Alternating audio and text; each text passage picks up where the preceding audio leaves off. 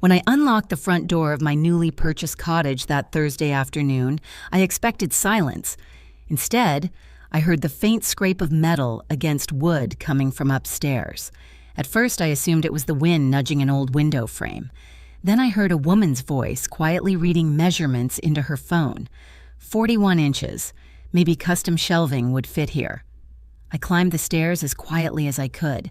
Standing inside my bedroom was my daughter-in-law, Claire. She wasn't admiring the view or looking around out of curiosity. She was measuring my walk-in closet with a tape measure while recording dimensions on her phone as if she had been hired to redesign the room. She never noticed me until I spoke. Claire. She spun around so suddenly that the tape measure slipped from her hand and clattered across the hardwood floor before sliding beneath the bed. "Oh!" she exclaimed, forcing a smile. I folded my arms. "What exactly are you doing in my bedroom?" She gave an awkward laugh. "I was just trying to imagine how everything could be arranged. Ethan said you hadn't decided what to do with the rooms yet." Her answer didn't explain why she was inside a locked house. I looked directly at her. "How did you get inside?" She hesitated for only a second. "Ethan has a key." The words hit harder than I expected. My son Ethan did not have a key. Neither did my younger sister. Neither did my closest friend. In fact, only one key existed, and it usually stayed inside the zippered compartment of my handbag. I kept my voice calm. "I never gave Ethan one." Claire looked down before answering. "He copied it from your purse a few weeks ago." For several long seconds, neither of us spoke. A month earlier, I had visited Ethan and his family for Sunday dinner. My handbag had been sitting near their front door while we ate. Without telling me, my own son had taken my key, made a duplicate, returned the original, and never mentioned it. I suddenly understood why Claire looked more embarrassed than surprised. She knew it was wrong. "Please leave," I said quietly. She blinked. "What?" "I want you to leave my house. Right now." She stared at me, hoping I might change my mind. I didn't. After collecting her phone and retrieving the tape measure, she walked downstairs without another word. The front door closed behind her. Only then did I finally breathe.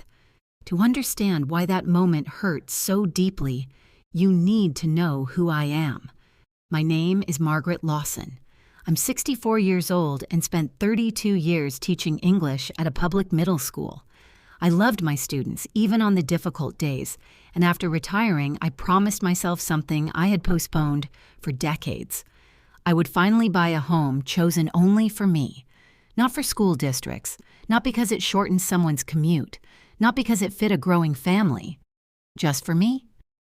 After my husband passed away 6 years earlier, I stayed in our old family house longer than necessary because every room carried memories.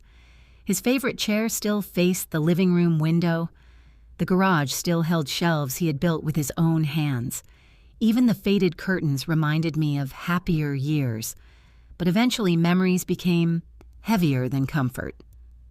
I wanted a fresh beginning. Without telling anyone, I spent months searching for the perfect place until I found a charming cottage in the quiet town of Brookhaven, about 2 hours away. The house wasn't large. It had 3 bedrooms, a cozy fireplace, original oak floors, and a peaceful sunroom overlooking a beautiful maple tree that glowed crimson every autumn. The moment I stepped inside, I knew it belonged to me. I signed the papers without discussing the decision with anyone. Only after everything was finalized did I call Ethan. Instead of congratulating me, he sounded offended. "You bought a house without telling us?" I wanted it to be a surprise. A surprise. "Mom, we're your family." "I know. You should have asked what we thought." That sentence stayed with me. Asked? I had worked my entire adult life, paid every mortgage payment, saved every dollar, raised Ethan after his father became too ill to work. Why did I need permission to spend my own retirement savings? Over the following weeks, our conversations became increasingly uncomfortable. Ethan kept mentioning how crowded his own house had become. Claire's mother had moved in temporarily. The children were sharing a bedroom. Parking was difficult. Traffic was exhausting. Little by little, every discussion somehow returned to my new cottage. At first, I thought he simply admired it. I had no idea he was already imagining it as his family's future home. and I certainly never imagined he had already made himself a key. The first hint that Ethan's interest in my cottage wasn't innocent came during a phone call a few days later. He asked about the spare bedrooms. "How many are there?" he said, casually. "2. "And you're planning to use both?" I smiled to myself. "I'll have one as a guest room and the other as a reading room." There was a brief silence. "You don't really need a reading room," I laughed softly. "I've waited over 40 years to have one." He didn't laugh back. Over the next 3 weeks, every conversation somehow circled back to the house. Sometimes he asked whether the backyard was fenced. Other times he wanted to know if the basement could be renovated or whether the kitchen had enough space for a larger dining table.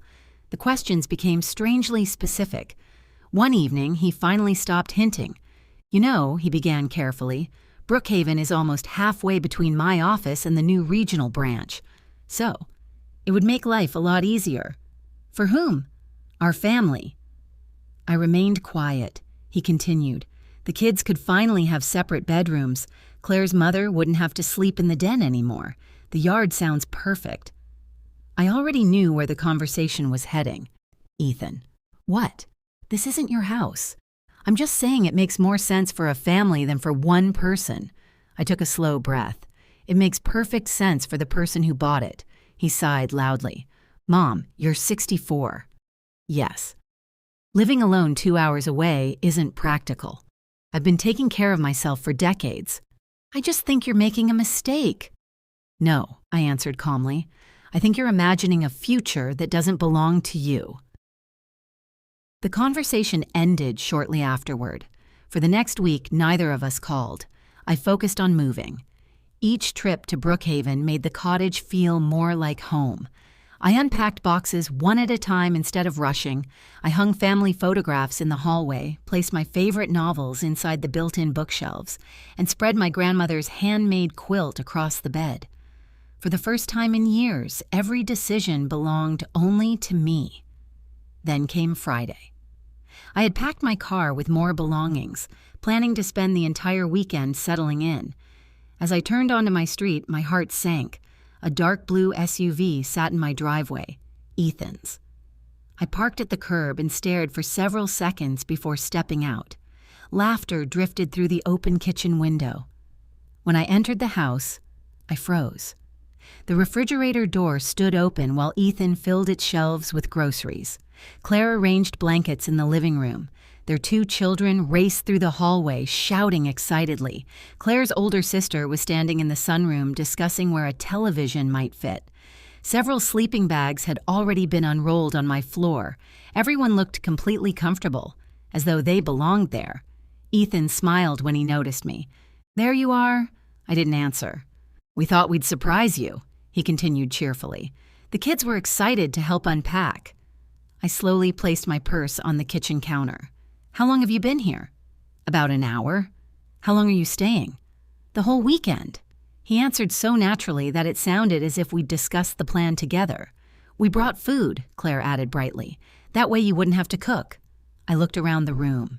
Cabinets were already open. Kitchen drawers had been reorganized. Someone had moved several unopened boxes into different rooms without asking me. My carefully planned weekend had disappeared before I even arrived. I walked into the sunroom. Claire's sister smiled politely. "This space gets beautiful afternoon light," she said. "It would make an amazing playroom." I looked around the room. Large windows overlooked the maple tree. A comfortable chair would fit perfectly beside the glass. "This isn't going to be a playroom," I said quietly. Claire frowned. "I was only making a suggestion. I've already decided what this room will be." An uncomfortable silence settled over the house. Back in the kitchen, Ethan closed the refrigerator. "We're only trying to help." "I never asked for help." "We're family." "I know." "Then why are you acting like we're strangers?" I met his eyes. "Because strangers usually knock before entering someone else's home." His smile disappeared. Neither of us spoke for several moments. Finally, I took a slow breath. "Ethan?" "What?" "I want all of you to leave." The room became completely silent. Even the children stopped talking in the hallway. Claire stared at me in disbelief. "You can't be serious." "I've never been more serious." We drove 2 hours. I understand. The kids were looking forward to this. I'm sorry. Ethan folded his arms. So you're throwing your own family out? I nodded once. This is my home, not yours. His expression hardened. At that moment, I realized this argument had never really been about a weekend visit. It was about ownership, and I had no intention of surrendering mine.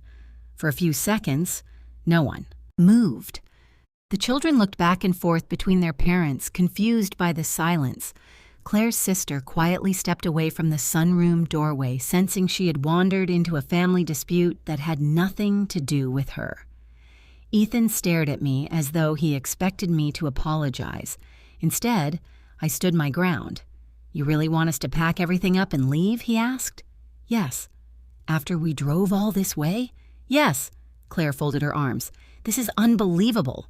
I don't think it is, I replied. What I find unbelievable is that all of you entered my home without permission. We had a key, Ethan argued. A key you had no right to make. He looked away. For the first time since I arrived, he had no answer. Without another word, Claire began stuffing groceries back into reusable bags.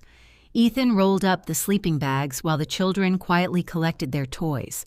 No one argued anymore. The excitement that had filled the house only minutes earlier had vanished, replaced by an uncomfortable silence. Before leaving, Ethan stopped at the front door. You've changed. I looked at him sadly. No, Ethan. I finally started protecting what belongs to me.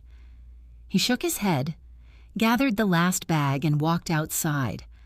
I watched from the front window as the SUV backed slowly down the driveway before disappearing around the corner. Only after it was gone did the house finally feel like mine again. The silence that followed wasn't lonely. It was peaceful. I carried my remaining boxes inside one by one. There was no rush, no one telling me where furniture should go or how a room ought to be used. That evening, I made the simplest dinner imaginable: scrambled eggs, buttered toast, and hot tea. Sitting alone at the small kitchen table, I listened to the sounds outside. A dog barked somewhere in the distance. Leaves rustled gently against the windows. A train whistle echoed from miles away. For the first time in years, I felt completely at ease. The next morning, I called a locksmith. By noon, every exterior lock had been replaced: the front door, the back entrance, even the old side door leading into the sunroom. When the locksmith handed me 2 new keys, I slipped one into my purse and locked the other inside a small safe at home. No one else would ever have access again unless I personally chose to give it. Later that afternoon, I called my younger sister, Helen.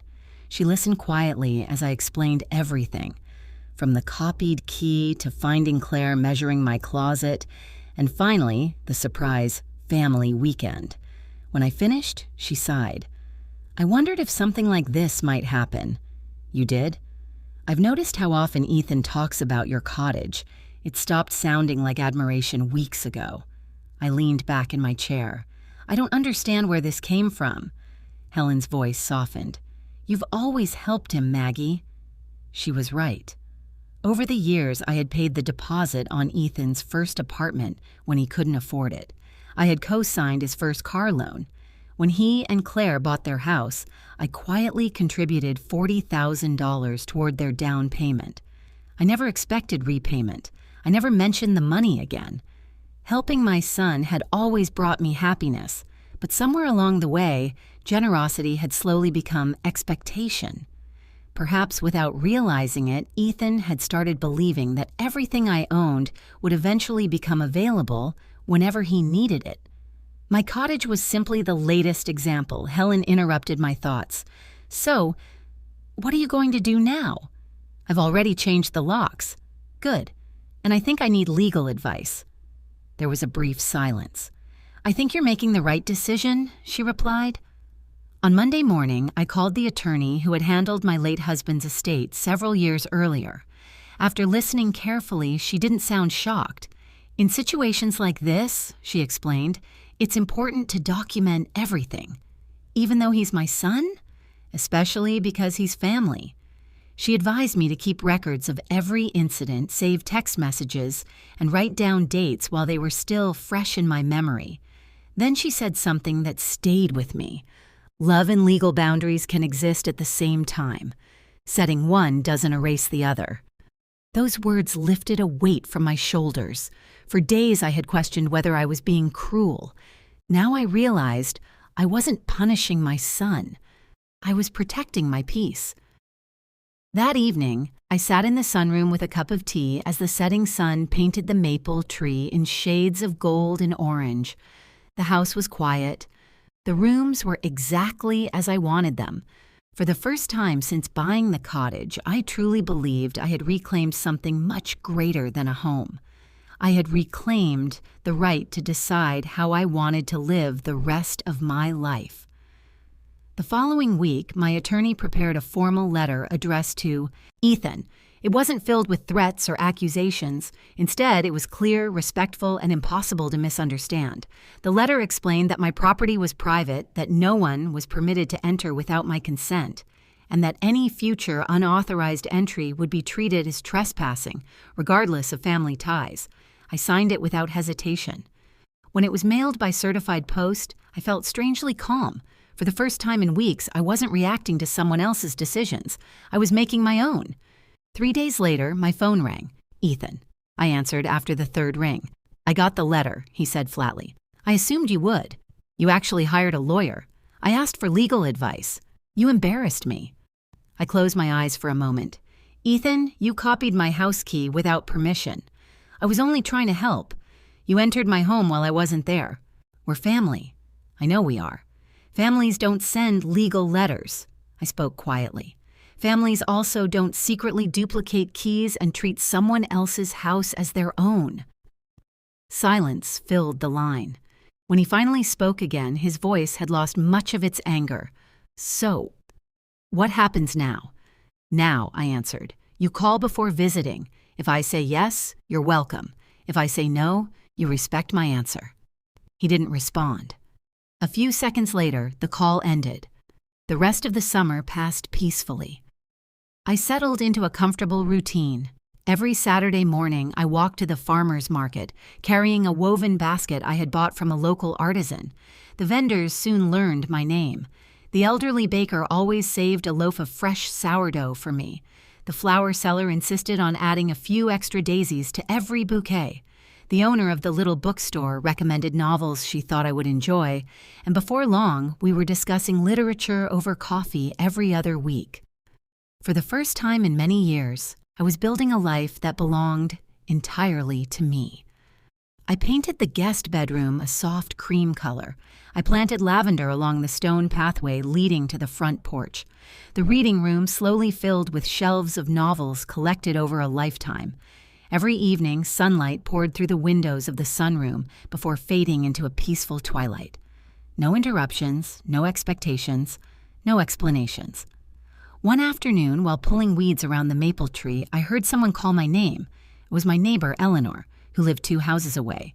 She was in her early 70s and had moved to Brookhaven after losing her husband several years before.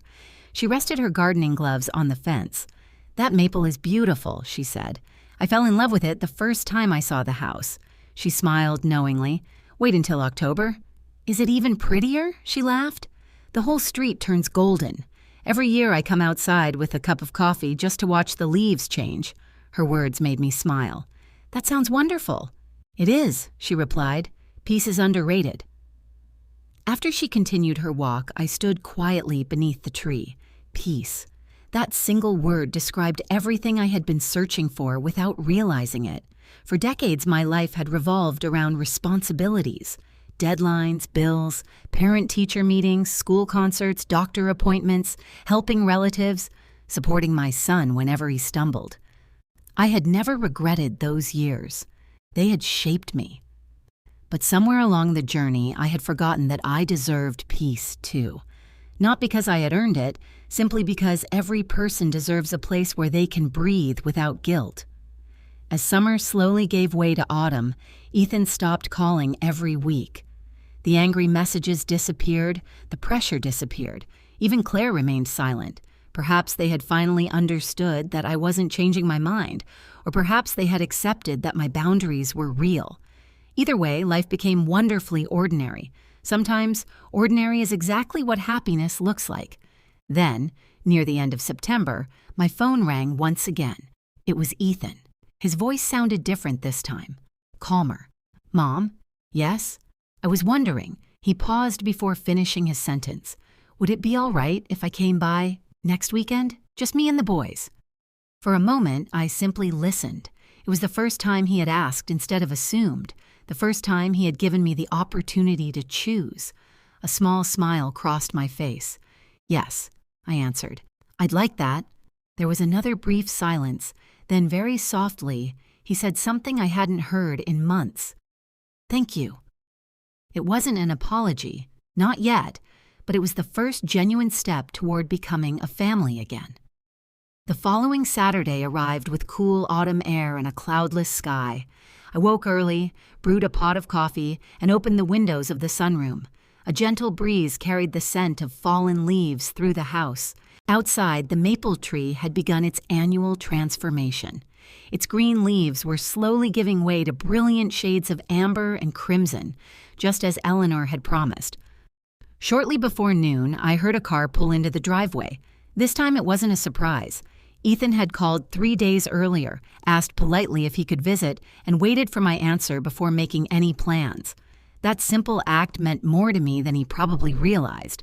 When I opened the front door, my 2 grandsons rushed forward with excited smiles. "Grandma!" I hugged them tightly before looking up at Ethan.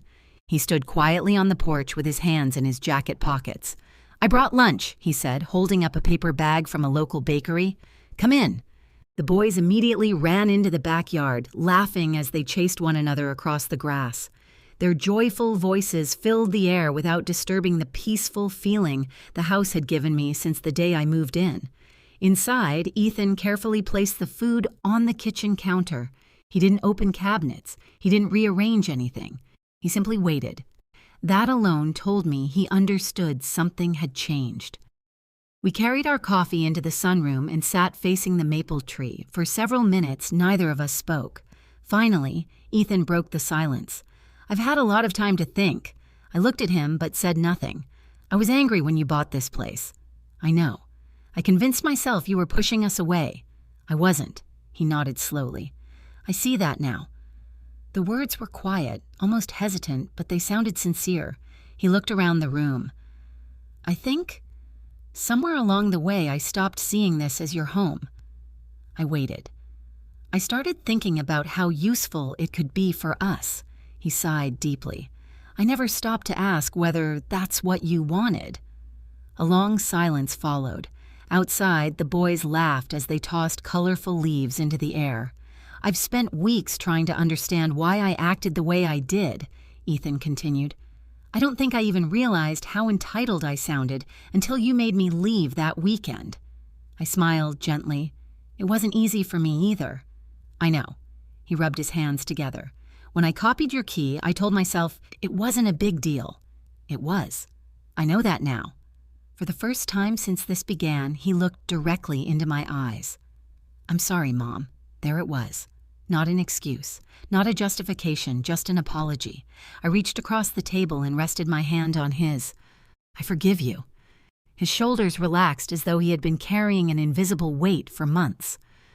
"I don't expect everything to go back to normal overnight," he admitted. "It doesn't have to. I just want us to move forward. So do I." Later that afternoon, we all walked through the neighborhood together. The streets of Brookhaven were lined with glowing autumn trees, and children rode bicycles while neighbors chatted from their front porches. Eleanor waved as we passed. "So these must be the famous grandsons," she said with a smile. The boys proudly introduced themselves before racing ahead once again. Watching them run beneath the falling leaves, I realized something important. Setting boundaries hadn't destroyed my family. It had saved it. Without honesty, resentment would have continued growing until there was nothing left but anger. Instead, we had finally learned to respect one another. As the sun began to set, Ethan gathered the boys and prepared to leave. Before getting into his car, he turned back toward the cottage. "It's a beautiful home," he said. I smiled. "It really is." He nodded. "I'm glad you found it." After they drove away, I remained on the front porch for several minutes. The evening breeze carried another shower of bright orange leaves across the yard. I wrapped my sweater a little tighter and looked at the maple tree glowing in the fading sunlight. 32 years of teaching, years of caring for my husband through illness, decades of raising a son, paying bills, keeping promises, and putting everyone else's needs ahead of my own. Those chapters had shaped my life, and I would never regret them. But this chapter belonged to me. Inside the cottage, my grandmother's quilt rested neatly across my bed. My books filled the shelves exactly as I had arranged them. The painting that had traveled with me through every move hung where the morning sun would find it each day.